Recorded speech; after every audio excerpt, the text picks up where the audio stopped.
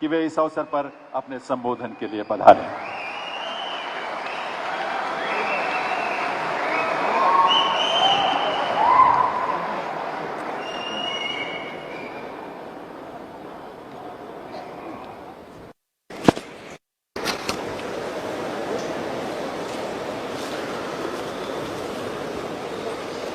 राजभाषा विभाग की स्थापना के 50 वर्ष पूरे होने के उपलक्ष्य में आयोजित राजभाषा विभाग स्वर्ण जयंती समारोह के अवसर पर सबसे पहले मैं सरस्वती के पवित्र चरणों में नमन करता हूँ।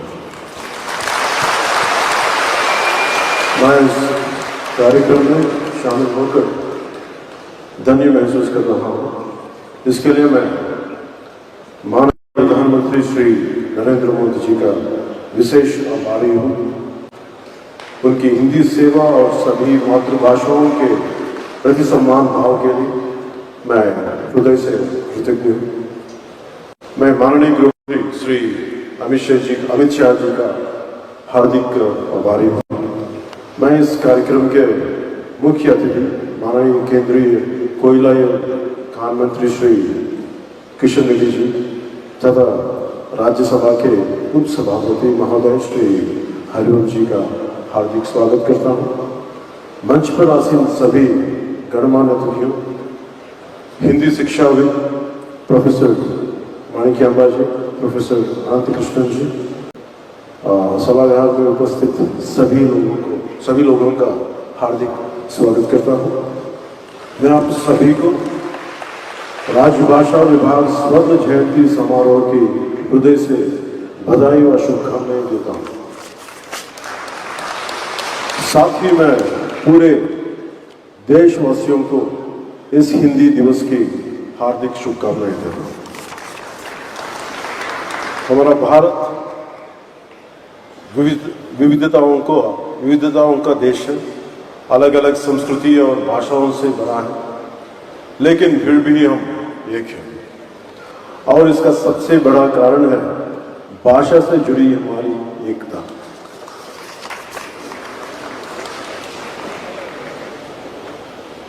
वो कहते हैं ना, कोस कोस पर बदले पानी, चार कोस पे वाणी। ऐसा ही एक उदाहरण नॉर्थ ईस्ट में अरुणाचल प्रदेश का है, जहां 50 से ज्यादा ट्राइबल लैंग्वेज बोली जाती है, पर एक कॉमन भाषा के रूप में हिंदी उन्हें जोड़ती है।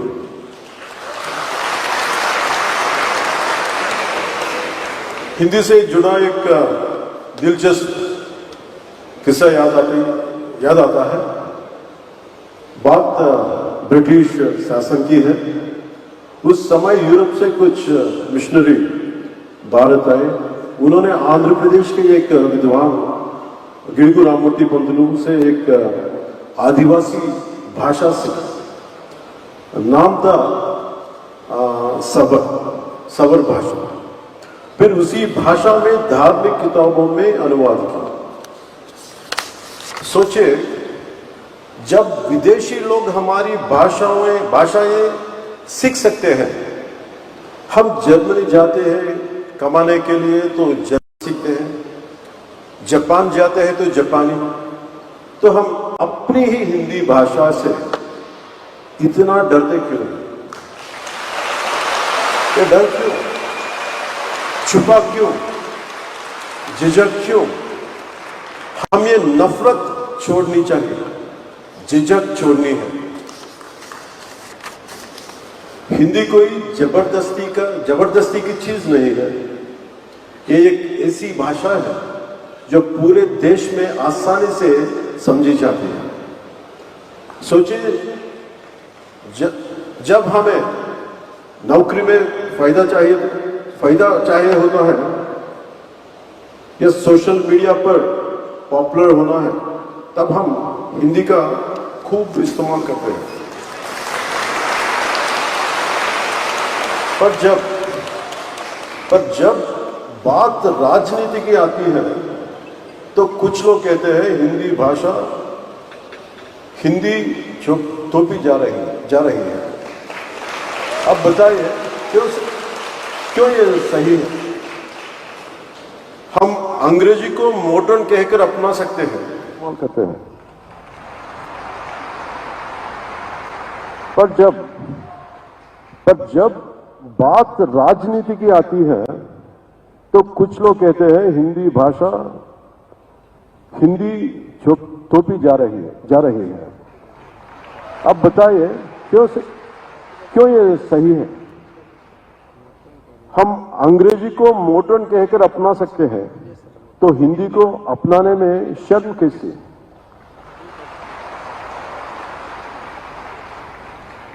हमारे भारत रत्न डॉक्टर अब्दुल कलाम जी तमिलनाडु से थे, लेकिन हिंदी को बहुत पसंद करते थे। वो कहते थे भाषा वो होनी चाहिए जो दिलों का जोड़े। तो आइए हिंदी को भी इसी नजरिया से देखें, ना तो जबरदस्ती करें ना विरोध, बस समझो और अपनाएं।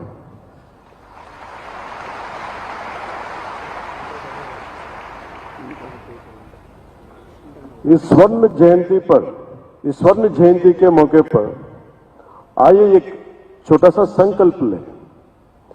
हिंदी से प्रेम करेंगे, अपनाएंगे और आगे बढ़ाएंगे। मैं कुछ पंक्तियां में तेलुगु में बोलने के लिए अनुमति दीजिए।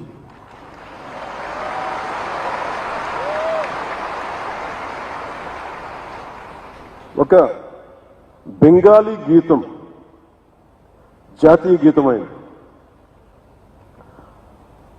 ఒక పంజాబీ భగత్ సింగ్ భారతదేశానికి ఒక రెవల్యూషనరీ ఐకన్. రాణా ప్రతాప్ శౌర్యానికి దేశానికి ఎక్కడో రాజస్థాన్లో ఉన్న రాణా ప్రతాప్, తమిళనాడులో ఉన్న Abdul Kalam missile man of India, Madras presidency ద్రావిడ ప్రాంతంలోనున్న ఒకళ్ళు చేసిన జెండా, మువ్వెన్నెల జెండా మన భారతదేశానికి తిరంగా అయింది. ప్రతి భాష జీవ భాష. మనం మాట్లాడే తెలుగు, తమిళ్, కన్నడ, మలయాళం, వారిస, వడియా, ఏ భాషలైనా కావచ్చు, మన మాతృభాష. కానీ రాష్ట్ర భాష మటుకు హిందీ.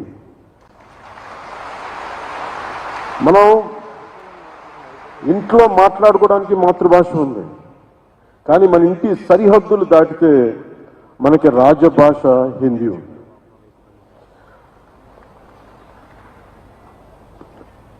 ప్రపంచం మొత్తం విడిపోవడానికి కారణాలు వెతుక్కుంటూ ఉంది, కానీ మన దేశం మొత్తం ఈ రోజున కలవడానికి, ఏకం కావడానికి ఈ రోజున మన రాష్ట్ర భాషని వెతుక్కుంటుంది, అది హిందీ అయ్యింది.